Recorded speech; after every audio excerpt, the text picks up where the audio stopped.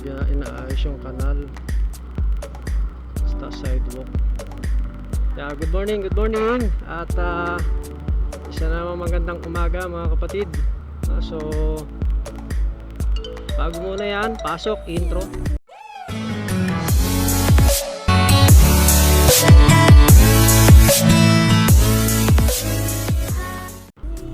Kahapon nag-deliver tayo sa ano ba dineliveran ko kahapon? Yung lupa sa may Lodora, tapos Alabang sa may Lianas compound. Kailan yan? Tapos Taguig sa ano bang lugar to? Tapos sa Taguig Libaw ata yun. Tapos inabot tayo ng gabi. Ang galing! Doon sa 8:30 na tayo nakauwi ng bahay kasama si Mrs. Kapit lang. After ng Metroville, Binyan. Dito malapit sa may munisipyo. Okay, so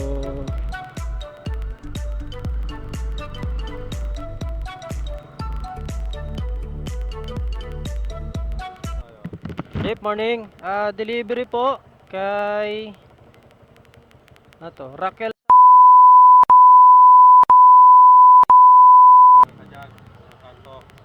Kanan na rito.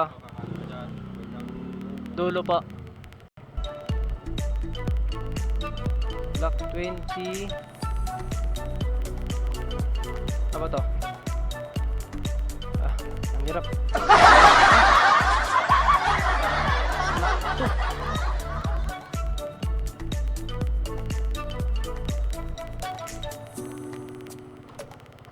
Block 20 yata yun, nabanggit ko.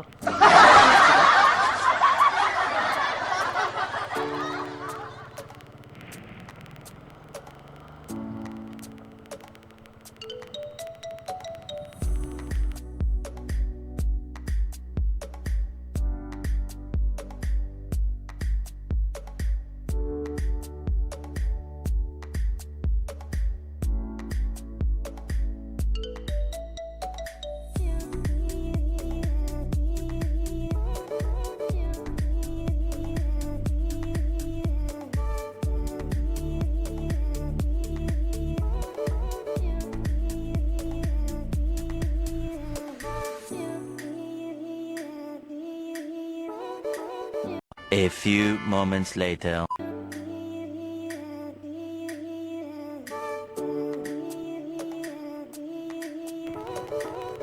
Chip, okay na po ba? Salamat po.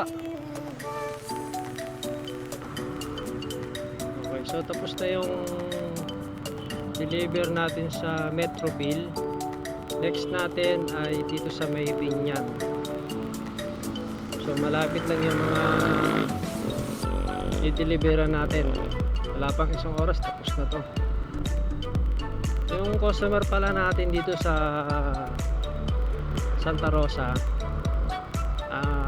meron siyang oras kung ano oras i-deliver yung item, kasi kauwi lang niya galing trabaho.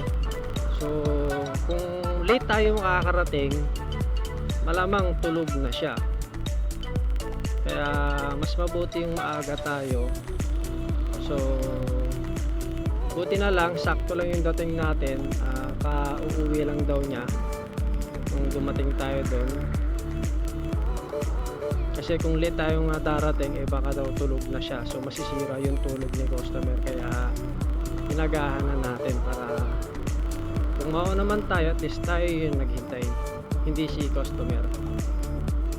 Sa part ito ng pagdi-deliver na alam natin yung availability ng customer, yung oras niya, kung ano oras siya pwede at hindi, para ma-feel nila kung gaano sila ka-importante. So maliit na bagay o simpleng bagay, malaki ang na itutulong nito bilang isang delivery rider para mas ma-feel ni customer na inaalagaan natin sila. Okay? Okay?